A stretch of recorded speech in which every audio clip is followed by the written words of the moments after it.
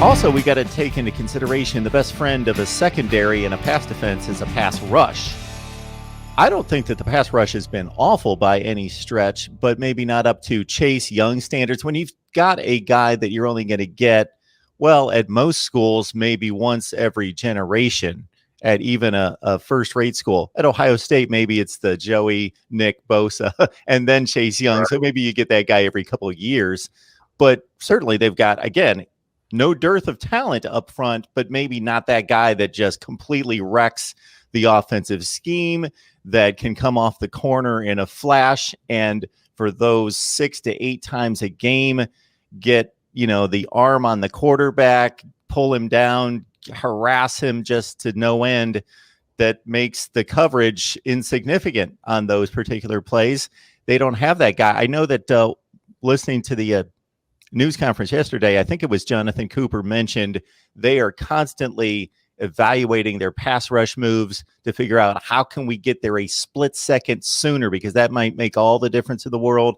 Getting a hand in somebody's face, getting, brushing their shoulder, their arm, just making them uncomfortable, getting there just a split second sooner. Our technique, refining that all the time. Yeah, they're just not getting home. They're getting close. I mean, that half second that Coop talked about would probably affect a lot of things, but it just hasn't necessarily happened. We're seeing some things in some small segments. I mean, we saw the Tommy Togiai game.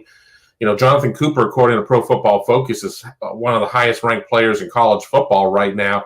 But you go and you look at the production points that maybe the layman looks at, which are sacks and TFLs, and the numbers aren't necessarily there. But he's been doing a pretty good job. I think the enigma right now is, where is Zach Harrison? Zach Harrison is supposed to be the next great DN or next great rush end in the line, and he just hasn't necessarily been able to put it all together yet. And it's not a lack of talent, and it's not a lack of understanding. He just hasn't been able to put it all together yet. And maybe it's just because it's just so much uncertainty and so many changing parts around him on the line that, when I think he's only had about 100 defensive snaps over the course of the year or whatever, about, whatever it is, 25 a game. Maybe he needs a little bit more time out there to be able to figure it out. I mean, Ryan Day was asked about, getting young guys out there if, Ohio State gets up. I mean, Ohio State needs to finish games out, needs to play second halves first before anybody starts talking about that. But he also did make the point that we need to get our veterans these reps. We need to get them these snaps. And then a lot of times they're talking about the Justin Fields and the Garrett Wilsons and the Chris Olaves. But I put it right there, too, with some of these defensive ends and defensive linemen, because it's all well and good that nobody's really seeing more than 35 a game outside of maybe Coop and Togiai.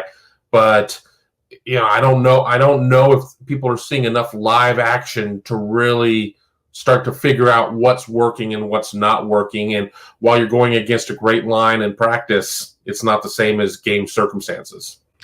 We welcome everyone in the live chat. Thank you for jumping aboard a day before Thanksgiving and all the fine happy Thanksgiving wishes to Kevin and myself. We got Tony Gerdeman from Buckeye Scoop and Steve Hellwagon, Bucknuts, of course, jumping on here soon, hopefully. But hey, I'm taking advantage of the wealth of knowledge here from Kevin Noon right now. So we're breaking down, of course, the Indiana victory, 42-35. Let's not lose sight of victory, 42-35 over a good Hoosiers team, a team that I don't necessarily believe is a top 10 team in the nation, but they're still a really good team, probably a top 15 to 20 team in the nation when it's all said and done. We shall see. The other thing that comes to mind in regards to the pass defense, Kevin, that doesn't make a whole lot of sense because coaches know where their weaknesses are and can lean on their strengths. This rush defense is phenomenal. So you can usually scheme something up to say, okay, I believe that we are this strong in rush defense, especially when we're playing Indiana, and they've been averaging 3.5 yards per carry from 2 really good backs. So they're not blocking anyone, that we can kind of shade some things, move some people out of the box, do a few things.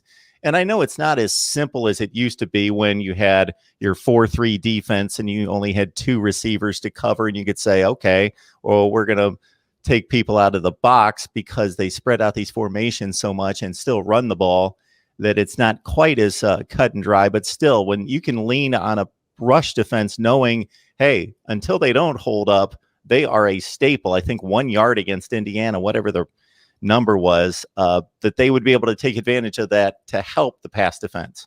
Yeah, and it was 1 yard to the negative. It was minus 1 yard. And while everybody was obviously stressing over the fact that it was a one possession game, that there was the missed targeting call that would have kept Ohio State's drive in the north end alive or whatnot. I mean, it was, the run defense really seemed to have it figured out. But let's also remember, Indiana was averaging about 95 yards a game on the ground. They didn't have a game where they had more than 118.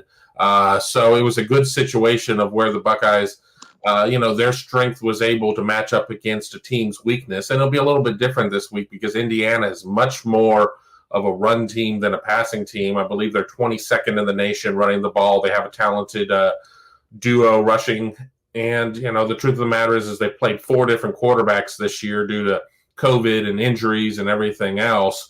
So even though they have, quote unquote, their best one back in Brandon Peters, Ohio State's going to see a steady dose of the run, I believe, but they're going to be coming in with all the confidence in the world, allowing minus 1 yard on 16 carries. Well, and that's what Larry Johnson spends a lot of his time on, just analyzing the video and how do I get a split second here, a split second here. If I point the foot this way, if I have it the right foot out this far, and so he does that all the time. And I agree, they're almost getting there, and they are creating hurries and pressure, but everybody wants sacks, and there's no Chase Young here just collapsing everything and concerning everybody.